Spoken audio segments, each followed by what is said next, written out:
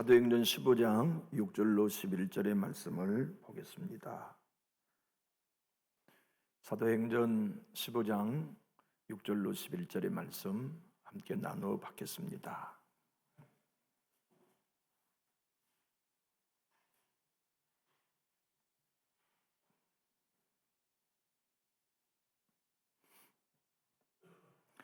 신약성경 213면 사도행전 15장 6절로 11절입니다. 6절 사도와 장로들이 이 일을 의논하러 모여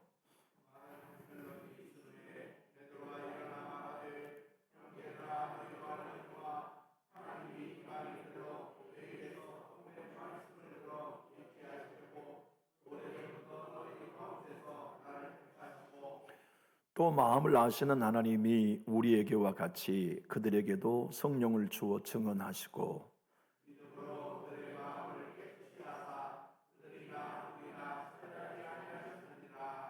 그런데 지금 너희가 어찌하여 하나님을 시험하여 우리 조상과 우리도 능히 매지 못하던 멍에를 제자들의 목에 두려우느냐. 그러나 우리는 그들이 우리와 동일하게 주 예수의 은혜로 구원받는 줄을 믿노라 하니라. 아멘. 참 초대교회는 놀라웠을 거예요. 물밀듯 구원받는 사람들이 교회 안으로 밀려 들어올 때 참 그 감격이 얼마나 컸을까요? 하루에 3,000명, 하루에 5,000명이 구원받는 역사는 실로 놀랍기 그지없었을 거죠. 그렇게 부흥이 되어서 성도들이 밀려오는데 갖가지 사람들이 모이게 된 거예요. 부자도 오고 가난한 사람도 오고 많이 배운 사람도 오고 못 배운 사람도 오고 유대인도 오고 이방인도 오고 남자나 여자나 주인이나 종도 다 모여서 교회가 엄청난 부흥을 이루자 생겨나는 게 갈등이었어요. 사람이 많이 모이면 문제 생기잖아요. 갈등이 생겼는데 그 갈등이 여러 가지로 많이 표출됐지만 근본적인 건 유대인과 이방인의 갈등이었어요. 여러분, 유대인들에게는 자긍심이 있죠. 선민이라는 자긍심, 아브라함의 후손이라는 자긍심. 그런데 그것이 잘못 방향을 잡게 되어서 우리는 너희와 달라 이놈들아. 너희들이 교회에 와서 앞장서려고 그래. 너희들은 저 뒤로 가만히 찌그러져 있어. 우리 아브라함의 후손, 우리 유대인들이나 교회의 주역이 되어야 하지 않은 이 교만이 교회를 흔들기 시작한 거예요. 특별히 율법주의로 너희들 예수 믿는다고 구원받는다는 착각하지 마. 너희들과 우리는 차원이 달라. 너희들도 구원받으려면 예수만 믿어갖고는 안 돼. 할례 받아. 우리는 난 지 8일 만에 다 할례 받았다 이것더라. 너희들 할례뿐만 아니라 모세가 준 모든 율법 다 지켜. 그래야 구원이 있지. 예수만 믿는다고 구원이 있겠냐 하는 이 율법주의가 교회를 근본적으로 흔들어 놓았어요. 그래서 이 문제, 이 갈등, 이 신학적인 주제를 어떻게 정립해야 할 것인가 하는 목적으로 예루살렘 종교회의가 열렸고 그 내용 중에 최후의 진술, 예수님의 친동생 야고보 사도가 이 회의의 의장으로 회의를 주장했어요. 그런데 최후의 진술자가 누가 나왔느냐? 베드로가 나와서 증언한 이야기가 오늘 우리가 읽은 6절로 11절이에요. 다시 말하면 야고보가 12절부터 있게 될 최종 결론을 내리기 전에 최후 진술을 베드로 사도가 했던 거예요. 우리는 생각해 보면 초대교회에는 모든 것에 있어서 베드로 사도가 주역이었을 거라고 생각되지만 그렇지 않았어요. 예수님의 친동생 야고보 사도가 교회의 수장이었고 최초의 교회의 모든 대표자의 역할을 감당했죠. 참 놀라운 것은 베드로의 생각도 율법주의였어요. 그러니까 하나님께서도 베드로를 설득하는 데에 잡수셨어요. 이방인에게는 구원이 임하면 안 되고 이방인에게는 은혜가 임하면 안 된다는 게 유대인 베드로의 생각이었지만 하나님이 그를 이방인에게도 복음이 필요하다는 걸 깨닫게 하시기 위해 보자기 환상을 주신 것 아닙니까? 보자기, 내 교회가 달린 보자기가 하늘에서 내려오는데 가만히 보니까 그 안에는 부정한 짐승들로 가득하여 우리 하나님이 베드로에게 너 잡아먹으라, 그렇게 환상을 거듭 보여주실 때 베드로는 안 됩니다. 나는 속된 건 먹어본 적 없습니다. 하나님은 베드로를 설득하는 데 잡수셨어요. 내가 걸어가다는 걸 네가 부정하다고 하지 마라. 그리고 그 환상을 깨어나서 보니까 왜 하나님이 이런 환상을 주셨는지 궁금하던 차에 고넬료가 보낸 종이 그 집에 와서 베드로를 모셔가 이방인 고넬료의 집에 들어갔어요. 무슨 영문인지 몰랐지만 성령님은 그 이방인 고넬료의 가정에 성령을 주시고 세례를 베풀어 다 구원받고 성령 충만하게 하는 사건이 오늘 본문으로부터 12년 전에 있었던 사건이었어요. 그러니까 베드로 사도가 율법주의를 내려놓았던 때가 예수님이 승천한 이후 8년 뒤였어요. 오늘 본문은 예수님이 승천한 이후 20년 후의 사건이었고 고넬료가 구원받은 것은 예수님이 승천한 후 8년의 사건이었기 때문에 고넬료의 구원과 오늘 예루살렘 회의의 시간차는 12년이 있었던 거예요. 그 12년 사이에 베드로는 율법주의 버렸어요. 이방인에게도 구원이 임하고 이방인에게도 하나님의 은혜로 주님께서 우리와 차별 없이 구원 주신다는 것을 깨닫고 그 복음을 증거했는데 지금 예루살렘 교회와 안디옥 교회가 그 주제 때문에 심히 다툼이 컸어요. 이방인에게도 구원이 임한다면 우리 유대인과 똑같이 돼야 된다. 그 사람들도 할례 받게 해라. 그래야 교회 이론이지. 할례도 받지 않는 사람과 우리가 거룩한 사람들이 함께 신앙하는 건 우린 용납 못한다. 그들도 함께 우리와 예배하는 교회 공동체가 되려고 그런다면 율법 다 지키게 해라. 목사 뭐하냐? 그거 설교해야지 하는 게 예루살렘 교회가 20년 동안 가슴앓이 했던 문제였고 안디옥 교회도 동일한 문제 속에 큰 갈등을 겪고 있는 그때 베드로가 일어나 최종 진술을 하는 것입니다. 여러분, 복음이 무엇입니까? 기쁜 소식 아닙니까? 큰 뉴스 아닌가요? 그런데 이방인에게는 만약 우리와 똑같이 할례를 받아야 되고 우리와 똑같이 율법을 지켜야 된다면 예수의 복음이 어떻게 복음의 말씀이 되겠소? 그래야 된다면 그들에게는 나쁜 복음 되지 않겠소? 그렇게 얘기한 거예요. 7절의 말씀은 복음의 말씀이라고 표현한 게 그겁니다. 여러분, 우리 조상들도 한 번도 그 멍에 율법을 지켜야 하는 멍에 맨 적 없습니다. 여러분과 나도 그 명에 한 번도 맨 적 없습니다. 근데 예수님이 이 땅에 오셔서 우리가 매지 못한, 우리가 연약하여 맬 수 없는 모든 율법의 명예를 예수님이 십자가의 순종으로 다 져주시고 그를 믿는 우리들에게 값없는 은혜로 오직 믿음으로 구원을 주셨는데 우리도 매지 못한 멍에를 어떻게 이방인에게 매라고 하는 거요? 그것은 하나님을 시험하는 죄입니다라고 베드로가 최후 진술을 한 거거든요. 여러분, 복음이 사도 베드로는 오늘 복음의 말씀이라고 할 때 이방인에게도 복음의 말씀이 되려면 굿 뉴스가 되어야 합니다. 굿 뉴스가 무엇입니까? 할례 받지 않는 이방인에도 구원이 있다는 소식이어야 되지요. 모세의 율법을 지키지 못했을지라도 예수께서 십자가를 통하여 이루어주신 구속으로 말미암아 누구든지 차별 없이 의롭다함을 받고 차별 없이 구원받는다는 복음이 되어야 이방인에게 복음의 말씀이 되지 않겠습니까 하는 베드로의 최후 진술인 거죠. 오늘의 본문의 말씀은 9절로 11절이 이렇게 기록합니다. 믿음으로 그들의 마음을 깨끗이 하사 그들이나 우리나 차별하지 아니하셨느니라. 우리도 믿음으로 구원받았지 율법의 행위로 얻은 거 아니지 않냐? 그러면 이방인에게도 동일한 방식으로 적용되지 않냐는 베드로의 최후 진술이죠. 그런데 지금 너희가 어찌하여 하나님을 시험하여 우리 조상과 우리도 능히 매지 못하던 멍에를 제자들의 목에 두려느냐? 그러나 우리는 그들이 우리와 동일하게 주 예수의 은혜로 구원받은 줄을 믿노라 하니라. 여기 오직 믿음으로, 오직 은혜라고 하는 기독교의 영원한 진리, 복음의 핵심을 성경은 선포해주고 있는 거지요.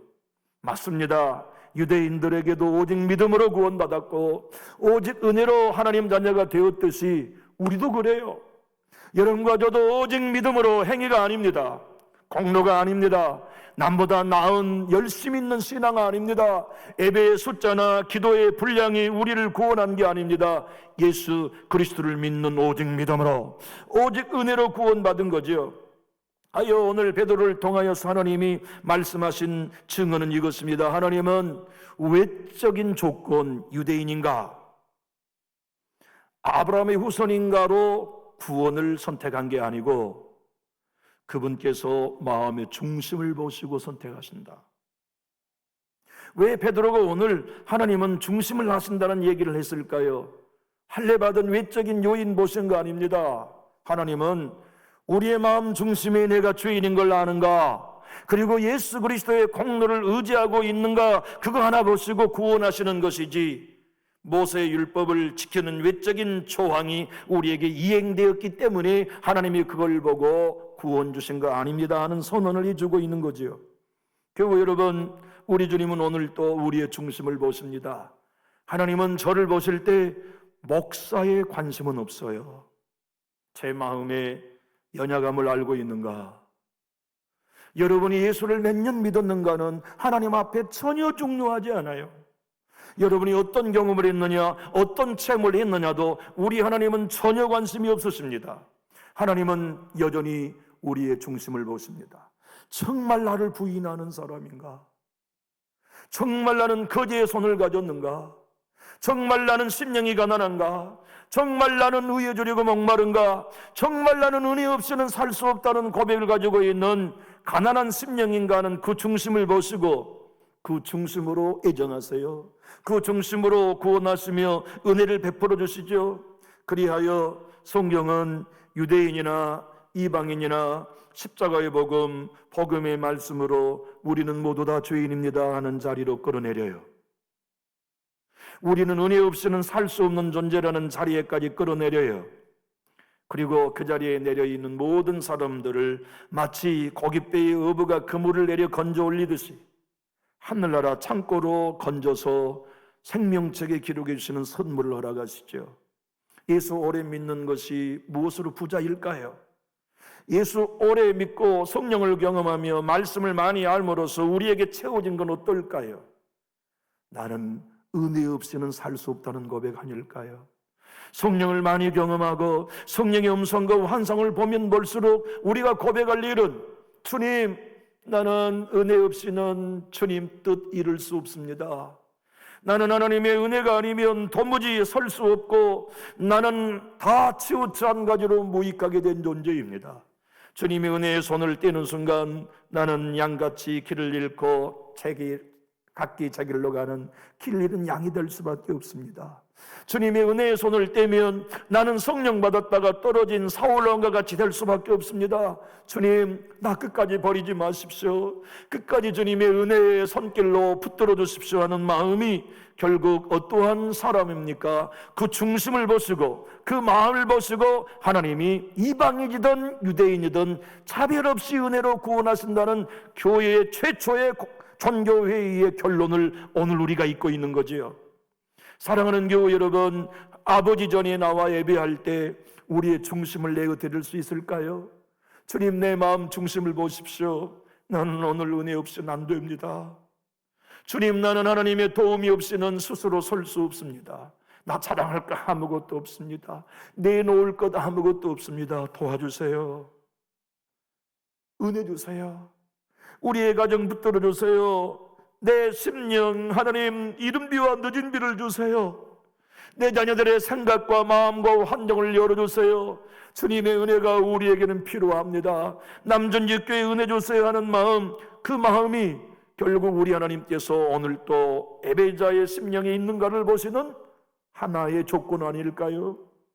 요한 사도는 그래서 요한복음 1장 16절로 17절에 이렇게 고백했지요. 우리가 다 그의 충만한 데서 받으니 은혜 위에 은혜로라. 율법은 모세로 말미암아 주어진 것이요 은혜와 진리는 예수 그리스도로 말미암아 온 것이라. 은혜와 진리가 여러분 무슨 뜻일까요?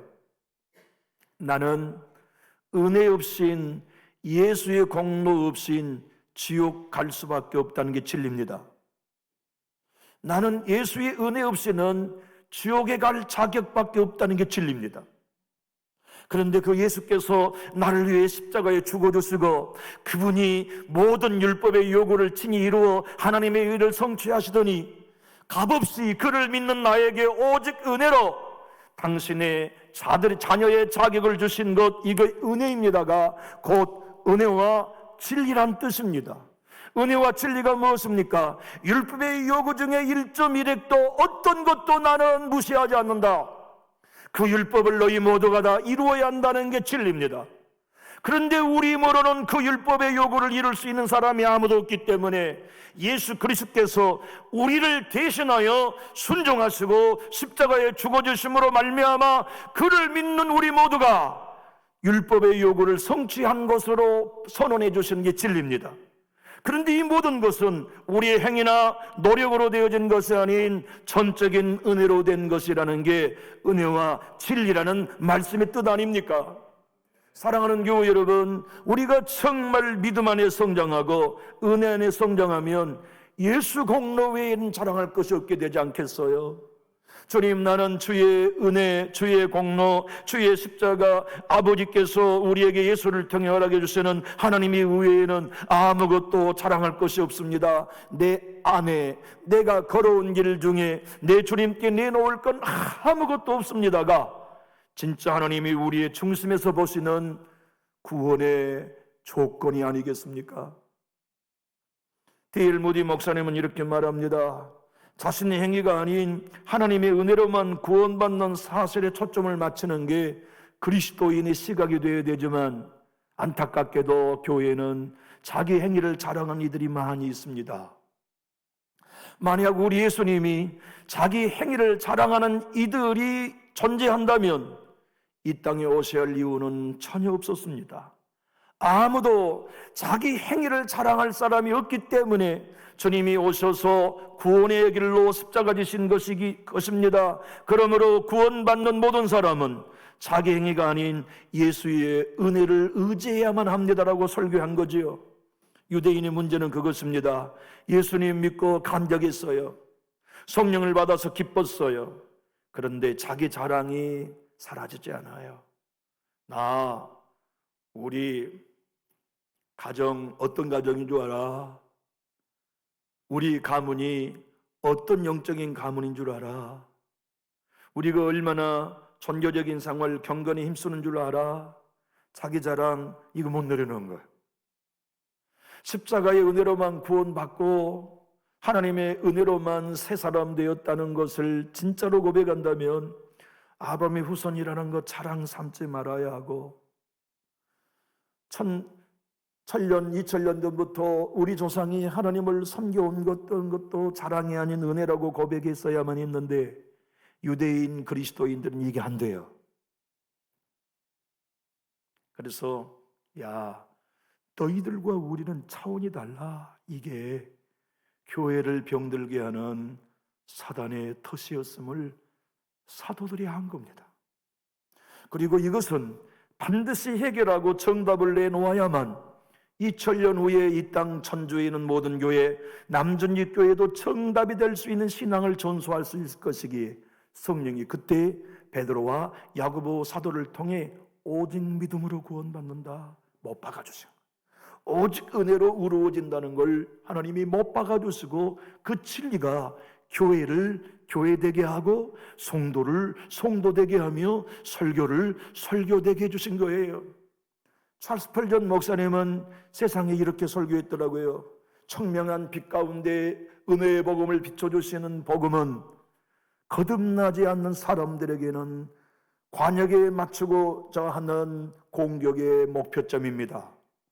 그때나 지금이나 자기 연약함과 죄인을 발견하지 못하고 거듭나지 않는 사람들에게는 은혜는 가장 불편한 주제입니다.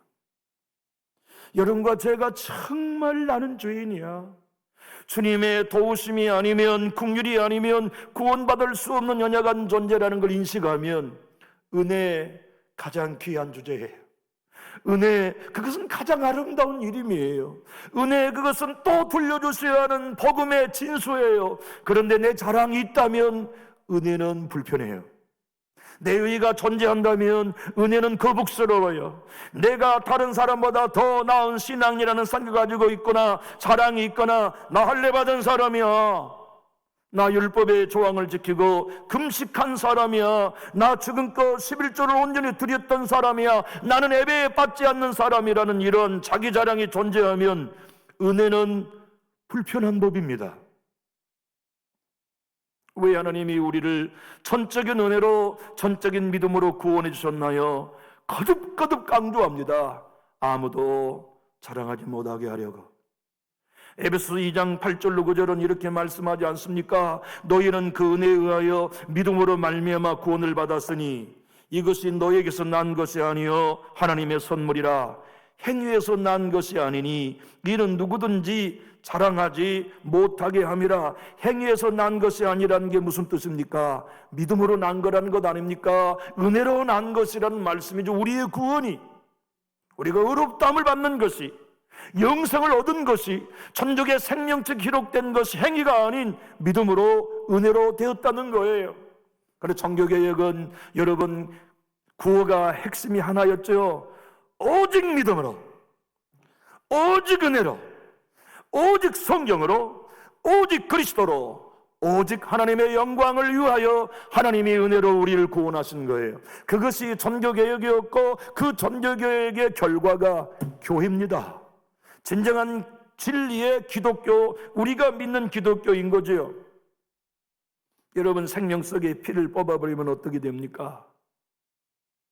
우리 교회 어떤 교우 한 분이 지난 주일 2부 예배를 마치고 목사님 기도해 주세요. 그럼요, 기도해 드리죠. 병원에서 제 몸이 좀 심각하답니다. 아니, 어떡해요? 정상인의 몸속에 있는 피의 50%밖에 제 몸에 없대요. 위장이나 대장에 천공이 있지 않으면 그 수치는 나오지 않은 거란데 내일 병원에 검진을 해야 돼요. 목사님 기도해 주세요. 아이고, 참 안타깝죠. 성모님들이 그런 처지를 들으면 기도 간절히 드리고 제 마음에 괜찮으실 것 같아요. 원사님 괜찮으실 것 같습니다.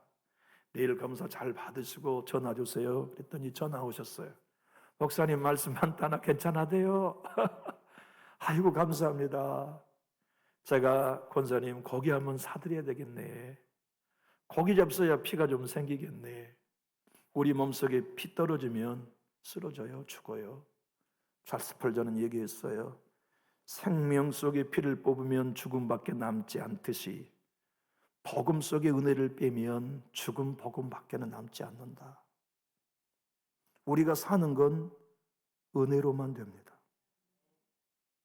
우리가 먹고 마시는 것 정말 은혜예요. 장로라고 하죠. 대장이 문제가 생겨가지고 배변 활동을 못하고 관략근이 문제가 생기니까 이 문제를 해결하기 위하여 배에 구멍을 내서 인위적인 대변통을 차고 다니는 게 장로 아닙니까? 여러분과 제가 매일매일 화장실에 가고 있는 게 이게 얼마나 큰 은혜인지 몰라요. 아니, 배불리 먹는 건 접어두고더라도 잡수고 싶고 먹고 싶을 때 먹을 수 있는 것이 얼마나 큰 은혜입니까?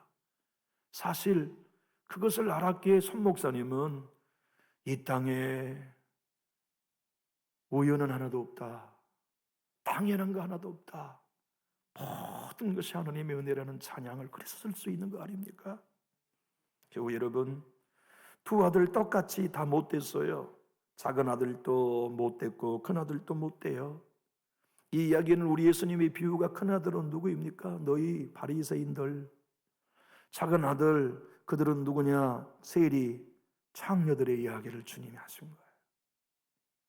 그런데 둘 다 하나님의 은혜를 몰라, 아버지 은혜를 몰라. 그런데 작은 아들이 아버지 재산 절반을 미리 가지고 가서, 이게 유대의 문화에서는요, 아버지 얼른 죽어요, 그 얘기와 똑같은 거예요. 아버지 유산 절반을 달라는 건 아버지가 돌아가셔야만 받을 수 있는 게 유산 아닙니까? 그래서 아버지 죽으세요. 그래서 유산을 죽은 것처럼 여기고 가져간 거죠. 다 탕진했어요. 거렁뱅이가 됐어요. 인생의 바닥이 떨어졌어요.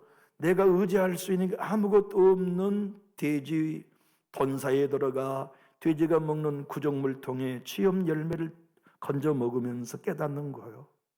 내 아버지 집에는 먹을 것 많았는데, 내가 이 바닥에 떨어져 보니까 하늘과 아버지께 죄를 지었구나. 그걸 알아야만 은혜가 보여요. 내가 하늘과 아버지께 죄를 지은 존재, 품꾼의 하나보다도 못한 존재라는 걸 알아야, 이제 나는 아버지의 자녀라고 부릴 자격이 없습니다를 알아야만 은혜가 보여요. 주님은 이 비유를 통해 그거 말씀한 거거든요. 바리새인 너희가 하나님의 은혜 보려면 너희 내려가야 돼. 나는 죄인이라고 하는 거, 자격 없는 자라는 거 내려가야 돼. 누가복음 15장 18절로 19절은 그가 아버지 집에 가기 전에 깨닫는 바 아닙니까? 내가 일어나 아버지께 가서 이르기를, 아버지, 내가 하늘과 아버지께 죄를 지었사오니 지금부터는 아버지의 아들이라 일컬음을 감당하지 못하겠나이다. 나를 품꾼의 하나로 보소서 하리라 하고, 은혜는 이런 사람에게만 임합니다. 나는 아버지의 자녀가 될 자격이 없다는 사람, 그게 중심이에요. 그 사람에게 하나님은 은혜로 소잡아요, 가락지를 끼워요, 새 옷을 입혀요, 친구를 초대하여 잔치를 벌려요. 지금부터는 아버지의 아들이라 일컬음을 감당하지 못하겠나이다. 나를 품꾼의 하나로 보소서라고 고백하는 이에게만 은혜가 보여요. 예수님의 이야기는 그 얘기입니다. 누가복음 15장 21절은 이제 아버지께 옵니다. 아들이 이르되, 아버지, 내가 하늘과 아버지께 죄를 지었사오니 지금부터는 아버지의 아들이라 일컬음을 감당하지 못하겠나이다. 왜 내가 죄인들 부르러 온 줄 아느냐? 바로 자신이 아버지 앞에 구원받을 자격이 없는 사람들, 그들을 불러 구원하러 온 의사다. 그런데 큰아들은 화를 냅니다. 그리고 누가복음 15장 28절로 30절에 이렇게 기록하고 있지요. 그가 노하여 들어가고자 하지 아니하거늘 아버지가 나와서 구원한대. 참 슬픈 얘기죠. 왜 그러냐? 싫어요. 아들아, 왜 그래? 아이, 글쎄 싫단 말이에요. 그러지 마라. 네 동생이 얼마나 지금 마음이 두렵겠냐? 내 눈치 보고 네 눈치 보는 저놈 얼굴이 안 보이냐? 아버지 어떻게 그럴 수가 있습니까? 바리새인 얘기하는 거거든요. 내가 아버지를 위해 아침부터 저녁까지 일한 거 안 보셨습니까? 나와 내 친구들을 위해서는 염소 새끼 하나 대접해 준 적이 있습니까? 그런데 아버지 잔 절반을 탕져놓고 저 술집에 가서 다 탕져놓은 아들을 위해서는 손을 잡아 잔치를 해요? 주님의 말씀에 이 이야기는 비유 아닙니까? 바리새인 너희가 큰 아들이다. 너희가 왜 내 은혜가 안 보이냐? 나 금식한 사람이에요. 나 율법을 지키는 사람이에요. 나 주일 성수하는 사람이에요. 나 새벽기도 받지 않는 사람이에요 라는 바로 그 생각이 너희들로 말미암아 은혜를 보지 못하게 하는 안대가 되어버렸다는 주님의 가르침이지요. 여러분들과 저희가 은혜의 이야기를 들을 때 감격하나요? 노하게 되나요? 정말 십자가의 온전한 구속으로 인하여 나는 하나님의 전적인 은혜 따라 하나님의 자녀가 되었다는 게 환호할 복음인가요? 불편한 진실인가요? 성경이 여러분들과 저에게 주신 말씀은 딱 하나입니다. 배고픈 자, 가난한 자, 자기 의를 드러내지 아니한 자들에게만 하나님은 값없는 은혜로 구원 주시고 오직 믿음으로 하나님의 자녀 삼아 주신다는 것을 약속한 거지요. 이재훈 목사님은 은혜는 마르지 않는다는 온누리교회 지금의 담임 목사님은 이렇게 말합니다. 우리 신앙의 영적 생활의 가장 큰 위험과 시험은 나 다 안다는 교만이다. 어느 누가 십자가를 다 할 수 있냐? 어느 누가 하나님의 은혜를 다 할 수 있냐? 어느 누가 예수를 다 알 수 있고 하나님을 다 알 수 있느냐? 만약 그가 복음을 조금 알고 있고 십자가와 예수와 하나님에 대해 좀 알고 있다면 그는 이렇게 고백해야 한다. 나는 아무것도 모릅니다. 진짜 나는 아무것도 모릅니다. 그가 진짜 아는 거다. 사랑하는 남전역교회 성도 여러분, 우리 하나님이 당신 스스로를 처음과 나중이라고 말씀한 이유는 무엇 때문일까요? 이 인류의 시작도 처음도 하나님이 하시고 심판도 하나님이 하신다는 뜻만일까요? 우리의 출생도 하나님께서 책임지시고 죽음도 책임지시는 뜻만 갖고 있을까요? 알파와 오메가가 되시고 처음과 나중이 되신다는 얘기는 네 구원의 시작을 내가 있다. 그러니 네 자랑하지 마. 네 구원의 끝도 내가 완성해서 그러니 자랑하지 마라는 말씀도 그 의미 속에 담겨 있어요. 그래서 성경 마지막 장 계시록 22장 13절은 나는 알파와 오메가요 처음과 마지막이요 시작과 마침이라고 주님이 말씀하실 때 여러분과 저는 이 하나님, 이 예수님을 믿는다면 고백해야 합니다. 내가 예수 믿는 것 하나님이 시작하신 겁니다.